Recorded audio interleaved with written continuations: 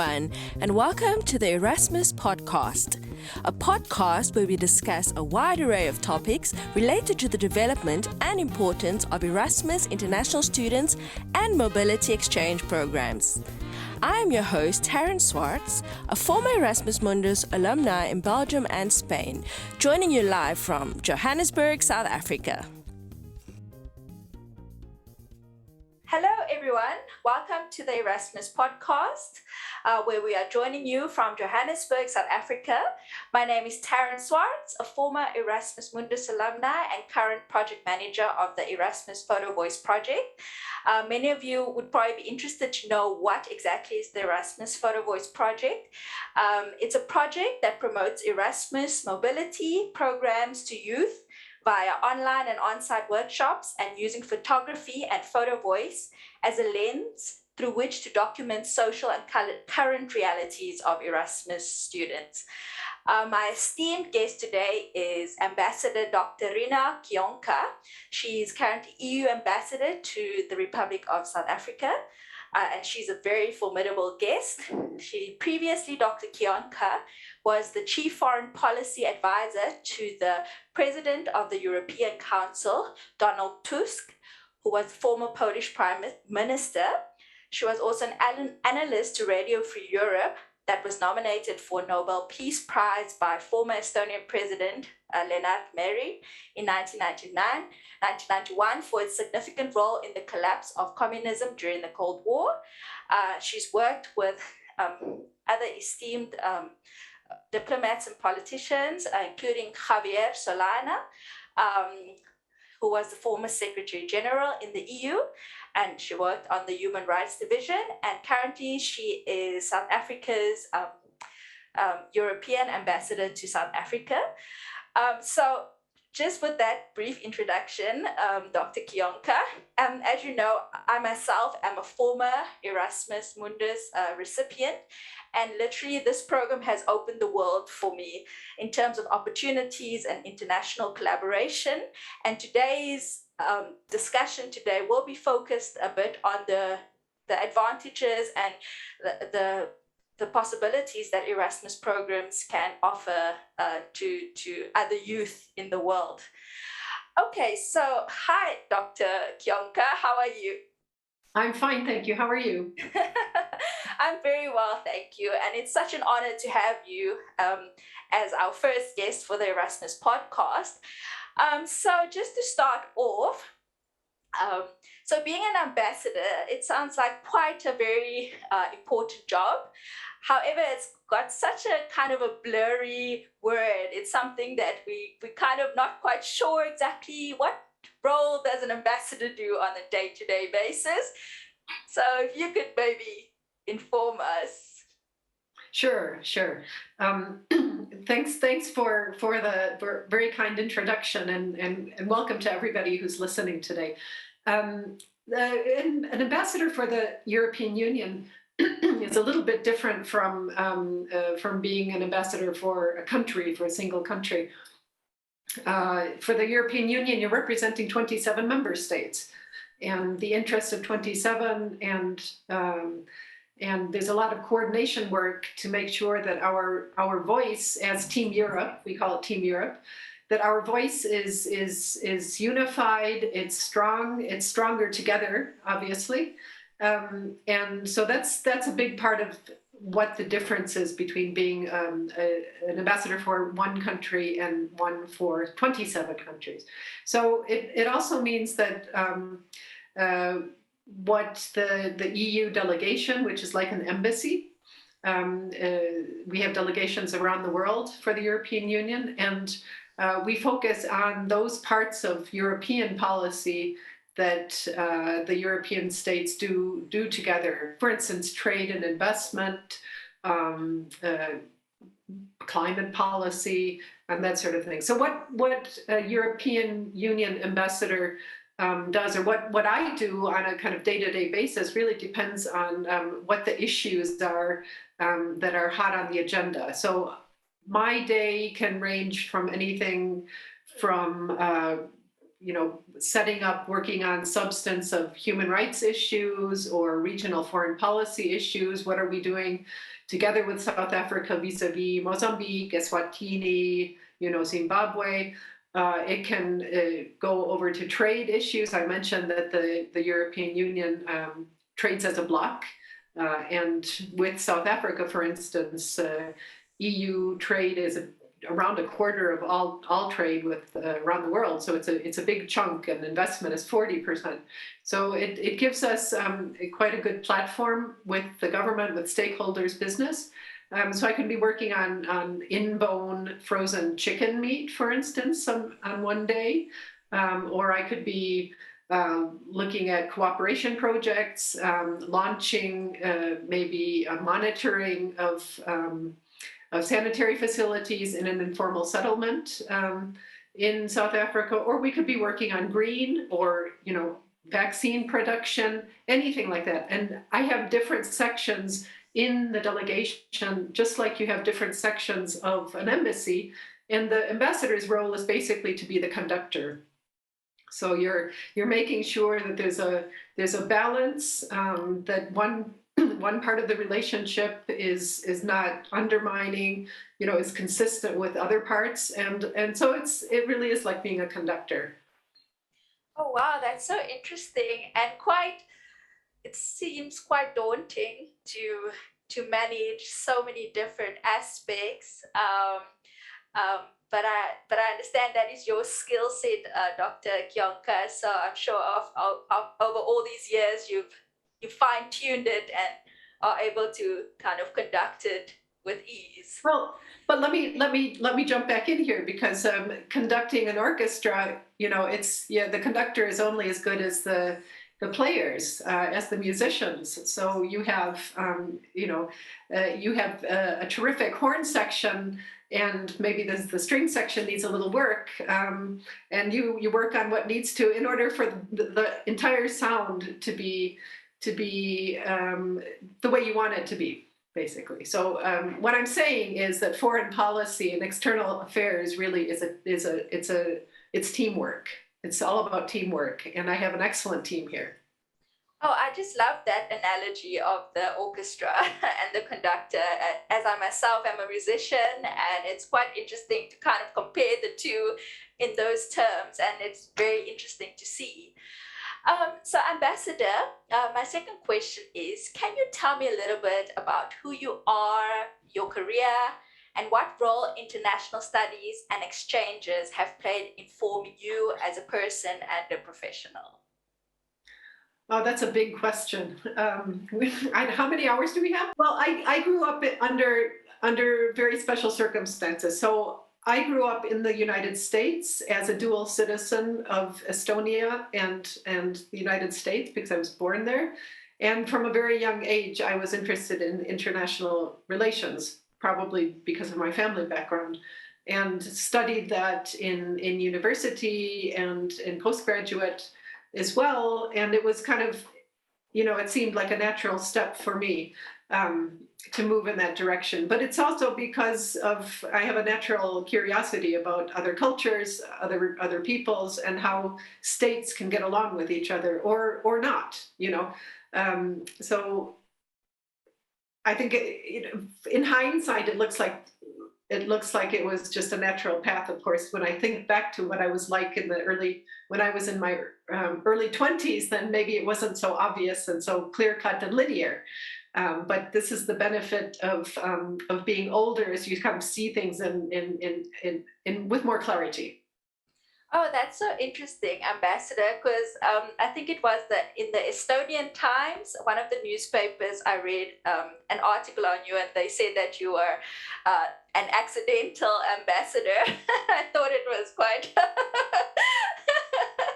Yeah, no, that's quite an interesting story, because as part of my university studies, I had to do a study abroad, which is basically what Erasmus is all about. Yeah. But this was before Erasmus, and this was before Estonia was independent again and could be, part of the program. So I did a foreign study in Berlin, in the at that time Berlin was still a divided city, and so I was working in the U.S. mission on the western side, the western quarter of Berlin. And so I was basically a junior diplomat for 3 months. It was an internship of that length. And at the end of it, I decided never, ever did I want to become a diplomat. And that was not because of the work, certainly because the work was highly interesting and very stimulating, but it was because I saw that women, especially who were in the diplomatic service, had quite a difficult time reconciling their professional lives with their personal lives, and basically they had no personal lives. So, and that's not something I was interested in. So I went back, back to Michigan and then later to New York, and I was convinced I would want to become an academic and teach at university level. And then, the world changed. So one rolls with the times, really. Yeah, that's very interesting. I like what you mentioned that with time and with age, things just like the puzzle pieces just kind of fitted together eventually. I think many of us are on that kind of path trying to discover that. Ambassador, you mentioned that you have quite an interesting history being born in America to an American father and an Estonian mom. So, from my point of view, it seems like you grew up in quite a transcultural household, and also having worked abroad in Europe with Radio Free Europe, and now being in South Africa or in Pretoria as the EU ambassador to South Africa. So, could you tell us some of the most significant things that you've learned from being exposed to so many different cultures, or what have you learned from each culture that you take with you? Yeah, that's another big question. I think I haven't ever sat down and tried systematically to think of what I took away from one culture or another culture. I can't say that I ever actually experienced any culture shock because I think of it as an opportunity rather than than a shock. I think maybe coming from Estonia to Belgium, it was a bit of a surprise, for instance, to find out how little was connected, on the internet, because this is all very easy in Estonia. How long it takes very little time to get a connection, and everything is online and so forth. But I think that's I wouldn't describe that either as any kind of a shock. Maybe a difference I noticed also in South Africa when I arrived here 2 years ago was the importance of personal relationships in making sure that that you can connect and call somebody later. For instance, I discovered that you could really feel free to call someone up or WhatsApp them if you had at a party or at a function you had danced with them before. If you hadn't danced, probably the connection wasn't going to work. But if you had danced with somebody, then you could call them up and they would be happy to talk to you. So there are little things, little differences in the way people behave and to what they attach importance. It's every culture has this, but I think that maybe the most fundamental truth that I have discovered over the course of the journey is that fundamentally people are the same. They have different trappings of culture around them, but at the end of the day, they all have the same wishes, desires, and hopes. And I think once you realize that, then it's a lot easier to relate. Oh, that is so true, Dr. Kionka. I think like when you're an Erasmus student, for example, you go to perhaps you live in a different country and you learn.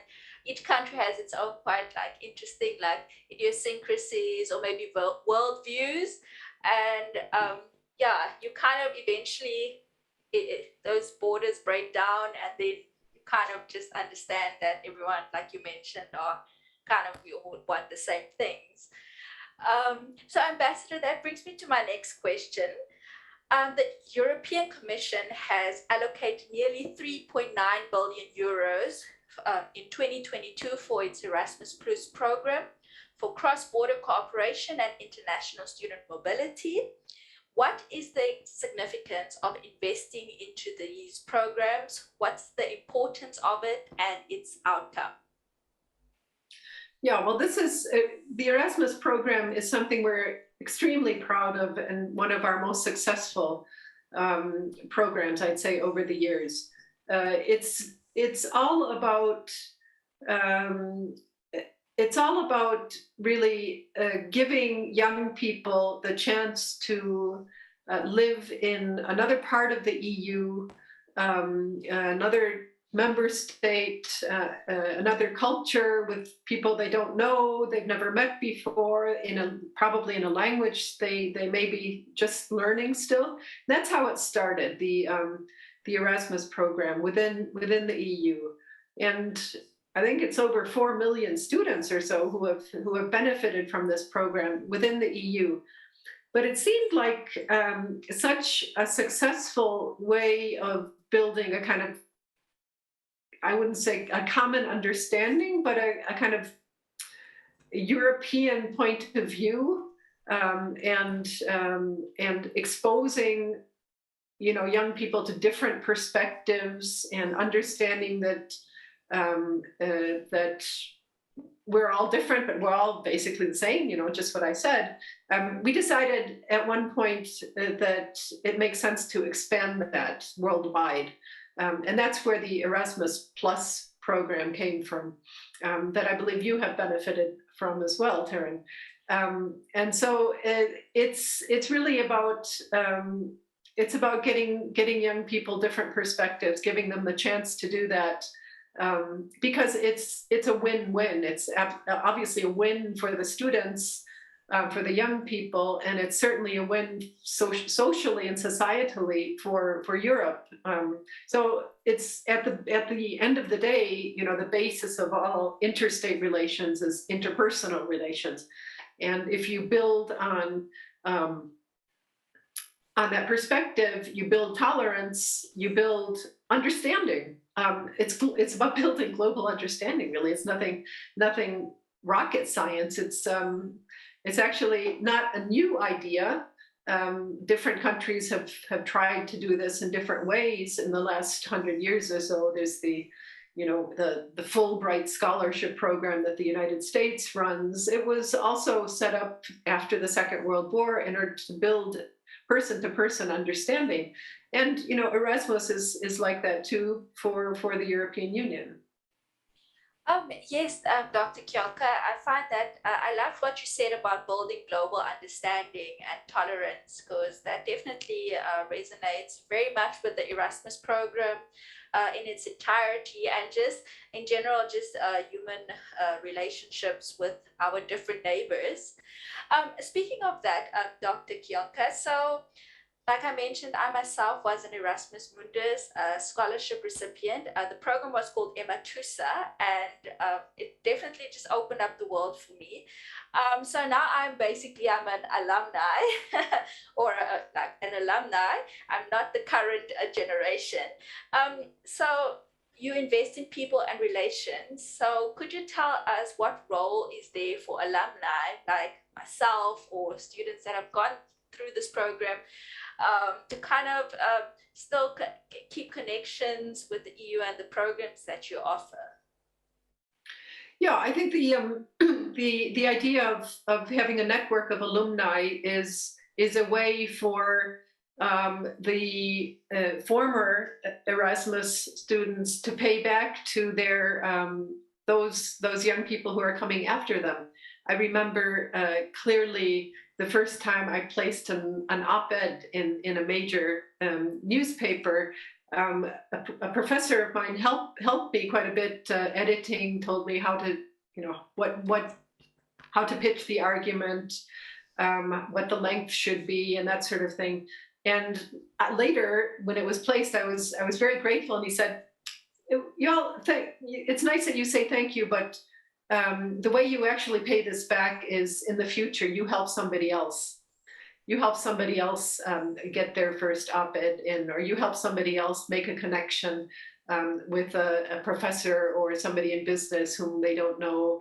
It's paying it forward. And that's, I think, what the alumni network is all about, that is being set up now globally. And we are trying to set that up also in South Africa among the alumni who have been on a part of Erasmus through South Africa. And that's the idea. Oh, I really love that. The idea of paying it forward and helping and just raising awareness for the new generation of opportunities that are available. Sometimes there's just lack of knowledge, or it's not that the opportunity isn't there, it's that just that people don't have access maybe to even just the simple knowledge that there is a program like Erasmus, and you are able to do it even if you come from Khayelitsha or Soweto and you're able to travel the world. So Dr. Kionka, my next question is, it's not Erasmus related. So I believe you're also a musician. So when I read up on the history of Estonia, I came across the term singing revolution, which is a name commonly used for events that led to the restoration of the Baltic states of Estonia, Latvia, Lithuania from the Soviet Union. It was a term that was coined by Estonian activist artist Heinz Falk due to the spontaneous mass evening demonstrations at the Tallinn Song Festival grounds. So I just thought that was so quite beautiful and very prolific. So my question to you would be, in which way do you think music has the power to bring change in the world? Well, I think that music is a universal language. All culture is really, but music and dance and the visual arts are more accessible to those who don't speak each other's languages. Music is well, in the three Baltic states, it played these singing revolutions really did play a key role in allowing people to express their political feelings, when political thoughts, when it was not allowed quite yet to do that. I think that music allows people to speak with each other. I've seen this in my work as well. I've often, wherever I've been posted, I've tried to be part of a musical ensemble, whether it's a chorus or a band, and it really does build bridges that you couldn't necessarily build otherwise. So I think in a very practical sense, this works, and in a more metaphysical sense as well. Oh wow, that's very profound. That's actually how I also experienced being in Belgium, because being a musician, I joined one of the big bands, and really, you are so right when you mentioned that it builds bridges, but it's very prolific what you said metaphysically as well. I never thought of it like that, because there were many instances where you don't know the language, but music kind of just allows you to speak to another person. And I see you are also a Hugh Masekela fan, and you love to play a trumpet along to his music. I had the pleasure of being one of his opening acts as Pachamama in the Eastern Cape, like before he passed on, and spending some time with him. And of course, he was also a political activist and used his music during the apartheid, the struggle of apartheid, when they were exiled abroad, and alongside Maria Makeba and all of that. So, from my question to you would be, what would you say is it about Brayu's music that kind of draws you to it? Well, as a trumpet player, he was a masterful trumpet player. So his kind of his soulful approach and his musicality is unbounded. So that's really why I first why his playing first caught my ear. But I'm well aware of his the way he and Makeba, as you said, and many others used music to bring focus attention on the evils of apartheid, and how he did that, and where it got him. I mean, it got him and many others exiled.